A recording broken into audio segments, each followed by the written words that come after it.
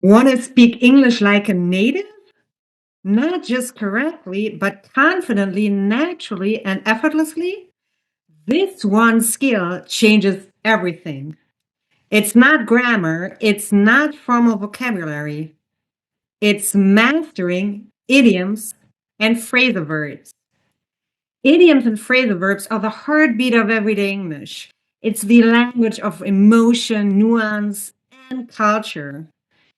Idioms and phrasal verbs are part and parcel for fluent, native-like English. Formal, basic English versus natural, idiomatic English. Don't say, I'm feeling ill. Say, I'm feeling under the weather. Don't say, she's very exhausted. Say, she's beat. Don't say, you've got to reveal the secret. Say, you've got to spill the beans. Don't say, I started working hard. Say, I knuckled down.